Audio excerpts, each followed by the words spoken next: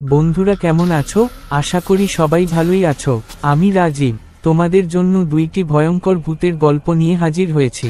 প্রথম গল্পটার নাম শ্মশানে ভূতের কান্না। গ্রামের নাম দেওগাঁও। চারদিকে ঘন জঙ্গল, পাথুরে রাস্তা, আর সবচেয়ে ভয়ের জায়গা ছিল গ্রামের পুরনো শ্মশান। দিনের বেলাতেও সেখানে কেউ যেতে চাইতো না, আর রাতে তো কোনো কথাই নেই। সেখানে নাকি রাতের বেলায় কান্নার শব্দ শোনা যেত। গভীর রাতে বাতাসে ভেসে আসতো নারী কণ্ঠের মৃদু কান্না, আর মাঝে মাঝে শোনা যেত চাপা শ্বাসের শব্দ। বহু বছর আগে সেখানে এক বিধবা নারী আত্মহত্যা করেছিল। লোকজন বলতো তার আত্মা এখনো শ্মশানে ঘুরে বেড়ায়, রাতের অন্ধকারে তার কান্না বাতাসে মিলিয়ে যায়। গ্রামের এক যুবক ছিল রমেশ। সে এসব ভূতের গল্প বিশ্বাস করত না। বন্ধুরা তাকে বলল, যদি সত্যিই সাহস থাকে তবে আজ রাত 12টায় শ্মশানে গিয়ে দেখো কান্নার শব্দ শুনতে পাও কিনা। রমেশ চ্যালেঞ্জ গ্রহণ করল। একটা লণ্ঠন নিয়ে রাত ঠিক 11:30 সে শ্মশানের দিকে হাঁটতে লাগল। চারপাশ নিস্তব্ধ, শুধু শেয়ালের ডাক শোনা যাচ্ছে। যতই শ্মশানের গভীরে যায় ততই বাতাস যেন ভারী হয়ে ওঠে। ঠিক রাত 12টা, একটা মৃদু কান্নার শব্দ কানে এলো। রমেশ চারদিকে তাকায়, কিন্তু কাউকে দেখতে পায় না। হঠাৎ ঝোপের আড়ালে একটা সাদা ছায়া দুলতে দেখল। সে ভয় পেয়ে পেছাতে থাকে, কিন্তু তখনই পায়ের নিচে মাটি দেবে যেতে শুরু করলো, যেন কিছু তাকে নিচে টানছে।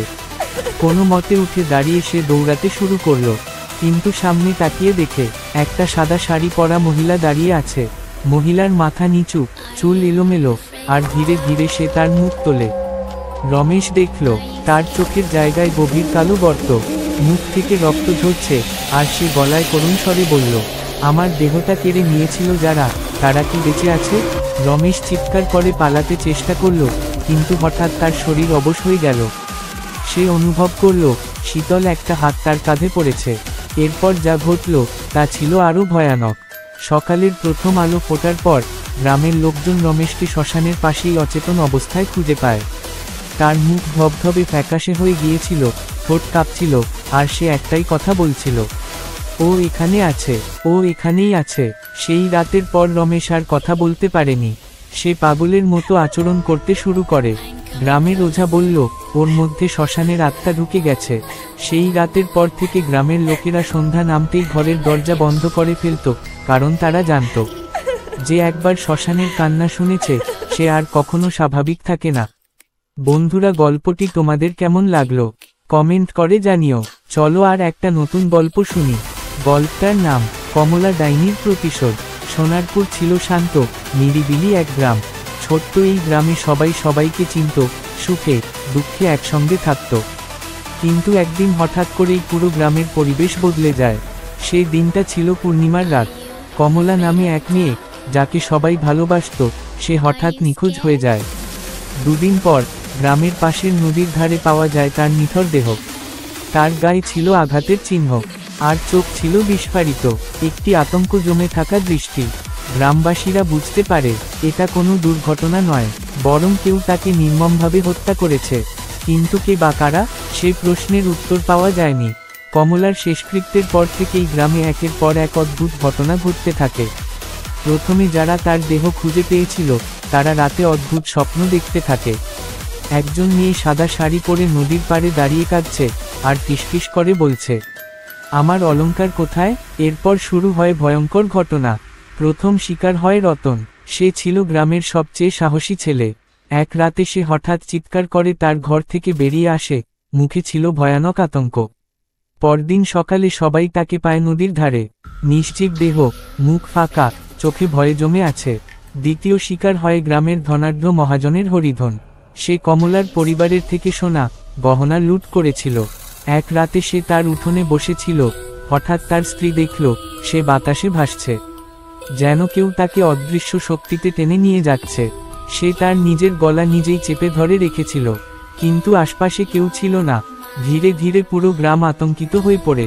সবাই বুঝতে পারে কমলা ডাইনি প্রতিশোধ নিচ্ছে। কেউ রাতে শুনতে পায় ফিসফিস আওয়াজ, আমার অলংকার ফেরত দাও। কেউ মাঝরাতে দেখে নদীর ধারে সাদা শাড়ি পরা একটি অবয়ব ধীরে ধীরে এগিয়ে আসছে। বটগাছের নিচে প্রায়ই শোনা যায় বিকট হাসি, যেন কারো দম বন্ধ হয়ে আসছে। একবার গ্রামের কিছু যুবক সাহস করে রাতের বেলা বটগাছের নিচে গিয়ে দেখে মাটিতে আগুনের মতো কিছু জ্বলছে, আর ধোঁয়ার মধ্যে ভেসে উঠেছে কমলার মুখ।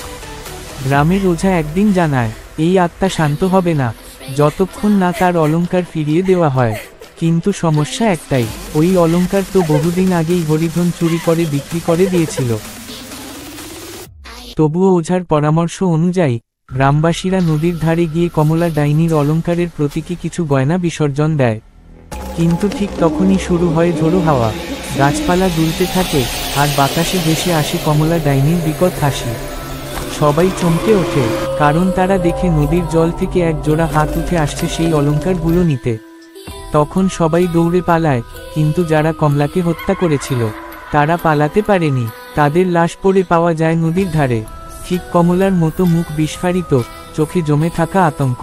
সেই রাতের পর থেকে গ্রামে আর কোনো মৃত্যু হয়নি। ধীরে ধীরে সবাই স্বাভাবিক জীবনে ফিরে যায়।